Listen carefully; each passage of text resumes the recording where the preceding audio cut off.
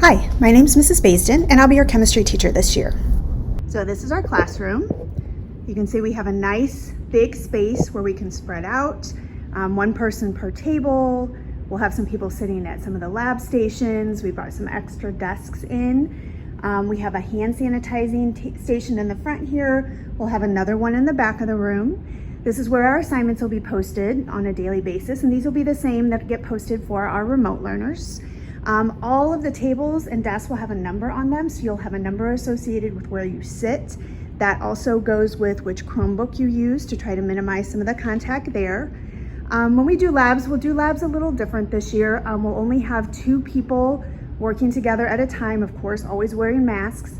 So it'll take us a few more days to get through a lab where we'll kind of shift what one group is doing while one group is in lab, and then flip whatever those activities are.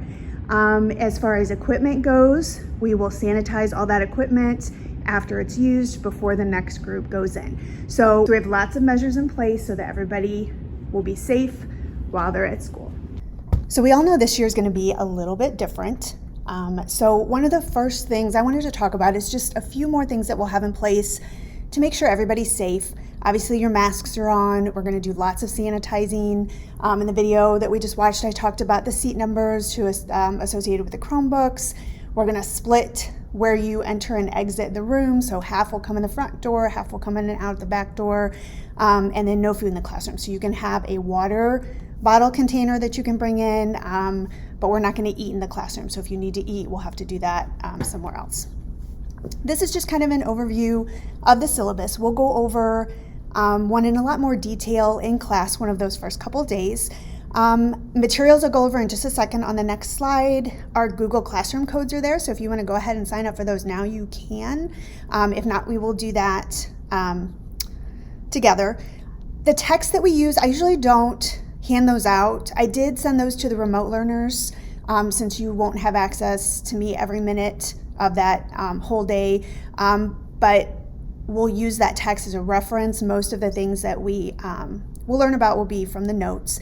You can see how the grades are broken down. Tests are a little bit higher than what they were last year in Honors Bio, and this is subject to change. So if something happens and we go remote, I might adjust those grade percentages a little bit. And then one of the most important things that we'll talk about in class, and I want you to know as well, is that chemistry can be very overwhelming. It can be very challenging. Some people are going to get it really quickly. Some people it might take a little bit longer. So the most important thing you can do in this class this year is ask lots of questions. Make sure that if I say something or explain something and it doesn't make sense to you, say, hey, I didn't get that. Can you say it again? I will repeat things as many times as you need me to. I'm very patient. I'm not going to get angry if you ask me over and over again. That is how we learn. And chances are, if you have that question, a lot of other people have that question. If the way I explain it doesn't make sense, say, hey, that didn't make sense. Can you try something else? There's lots of different ways for us to learn. So that is one of the biggest takeaways from this, is that make sure you ask lots of questions and you're going to get the most out of this class. Materials, a lot of this you should have from last year. Find that calculator that you used last year, or the one that you used in middle school. The TI ones are usually the easiest to use. Any calculator will work that's scientific, but those are the ones, if you're purchasing one, I would stick to one of those. The composition notebook is where you're going to put all your notes. A lot of things will tape into the composition notebook, which is why the tape is on there. A binder is good to have to put some other things that you'll get from me. Pens and pencils, a Sharpie is good for lab. Highlighter is good when we're going through and taking notes. Colored pens or pencils. Some people like to color code their notes as they're taking them.